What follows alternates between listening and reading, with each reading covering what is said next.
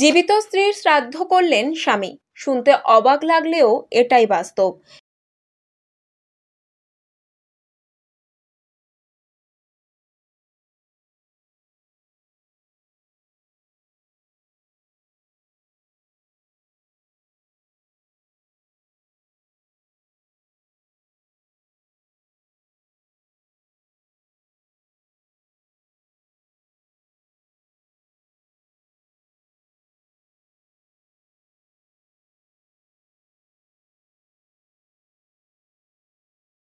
কেন এই সিদ্ধান্ত নিলেন স্বামী?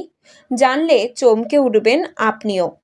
এমনই ঘটনার সাক্ষী থাকলো মালদহের হরিশ্চন্দ্রপুর এক ব্লকের বড়ুই গ্রাম পঞ্চায়েতের পলাশতলা গ্রামের মানুষ। স্থানীয় সূত্রে জানা গিয়েছে, নিঃসন্তান বধূ দ্রৌপদী রায়, বয়স ৩৫, দীর্ঘ ১৯ বছরের সংসার জীবনের মায়া ছিন্ন করে গত ১৮ই মার্চ প্রেমিকের সঙ্গে পালিয়ে গিয়ে নতুন সংসার জীবন শুরু করেছেন। স্বামী অচিন্ত রায় গভীরভাবে মর্মাহত হয়ে পড়েছেন। স্ত্রীকে চিরতরে ভুলে যেতে এই শ্রাদ্ধানুষ্ঠানের আয়োজন করেন তিনি। অচিন্ত পেশায় রাজমিস্ত্রি, নিঃসন্তান দম্পতি। দীর্ঘ ১৯ বছর আগে পার্শ্ববর্তী বড়ুই গ্রামে দ্রৌপদীর সঙ্গে সামাজিকভাবে বিয়ে হয় অচিন্তর। ৭ পাকে বাধা পড়ার সময় অগ্নিকে সাক্ষী রেখে একসঙ্গে জীবন কাটানোর শপথ নিয়েছিলেন তারা। একসঙ্গে ১৯টা বছর কাটানোর পর অন্য প্রেমিকের হাত ধরে পালিয়ে যান স্ত্রী। ফেসবুকে প্রেমিকের সঙ্গে রিলস বানিয়ে স্বামীকে দেখানোর চেষ্টা করেন। এতে স্বামীর সামাজিক মর্যাদা ক্ষুণ্ণ হয়েছে, পরিবারের সম্মান নষ্ট হয়েছে। তাই স্ত্রীকে স্বামী ও পরিবারের সদস্যরা মঙ্গলবার হিন্দু রীতি অনুযায়ী শ্রাদ্ধানুষ্ঠানের আয়োজন করেন। শ্রাদ্ধের কার শ্রাদ্ধ? দ্রৌপদীর শ্রাদ্ধ। মানে কেন আপনারা এই জীবিত একজন মহিলার নামে শ্রাদ্ধ করছেন? তো ওই তো নাঙ্গের বাড়ি চলে গেছে, তো আমরা কি করে ওর পরিচয় রাখবো? ওই জন্য আমরা ওর এখান থেকে হিসাব বি করে দিচ্ছি, শ্রাদ্ধ করি শেষ করে দিচ্ছি। কবে আমার বউ পালিয়ে গেছে, ওর আমি সিলিতেরা ছেড়ে দেবো। তারপরে আমার যেত ছিল সব কিছু আমার নিয়ে চলে গেছে, ওকে আর আমি রাখবো না। যত টাকা পয়সা, যত জল সোনা চাঁদি ছিল সব নিয়ে চলে গেছে। আমার কিছু এখন নাই। বর্তমান আমি একদম ফাঁকা, আমার অসহায় আমি এখন, আমার কিছু নাই। কত বছরের সংসার আপনার? 19 বছর। 19 বছর থেকে ওকে আমি চালাচ্ছিলাম। যে ওকে আমার অ্যাকাউন্ট নাই, ওর অ্যাকাউন্ট ছিল। আমি বাইরে যেতাম, ওর অ্যাকাউন্ট টাকা ঢালতাম। বর্তমান এখনো ওকে দিতাম, কিন্তু এখন আমার কাছে কিছু নাই।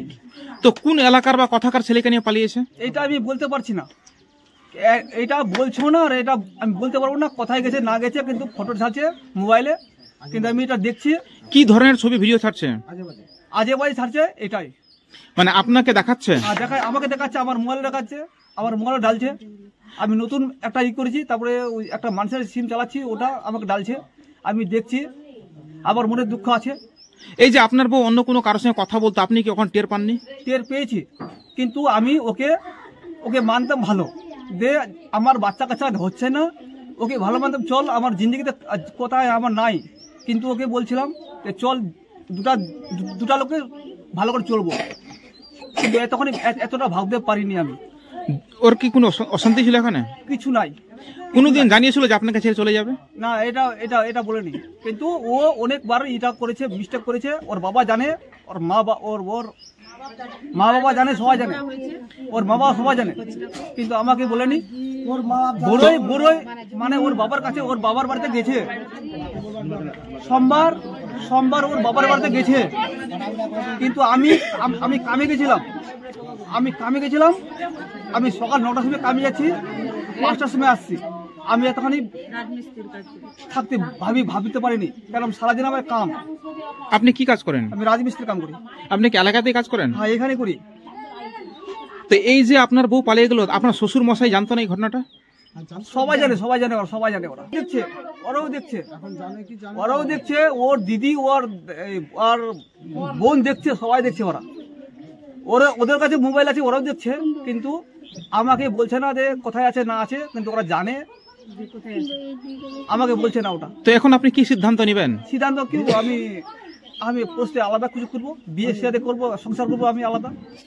এখন তো আপনি পাগলের অবস্থা। কিন্তু আমার এখন মন ভালো নাই। কালকে সবকিছু করছি ওর, আজকে লোককে খেলালাম, সবকিছু করলাম আজকে।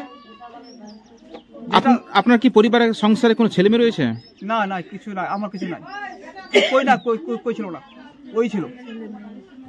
আপনার নাম? আমার নাম মচিন্দ্র রায়। আর আপনার বোন নাম? ধ্রুপতি রায়। কবে পালিয়েছে? মঙ্গলবার। কখন পালিয়েছে? 12টায়। রাত্রে না দিনে? দিনে দিনে। তখন আপনি কোথায় ছিলেন? আমি কাম করছিলাম। কোথায়? গ্রামে কাম করছিলাম। সেই সুযোগে পালিয়েছে? সেই সুযোগে পালিয়েছে, তারপরে ব্যাক সাইডে পালিয়েছে। মানে ওটা যেখানে আমি কাম করছি ওটা ওই দিক দিয়ে যায়নি, আলাদা দিক দিয়ে গেছে। কেউ কি তাকে আনতে এসেছিল? সেটাও বলতে পারছি না আমি।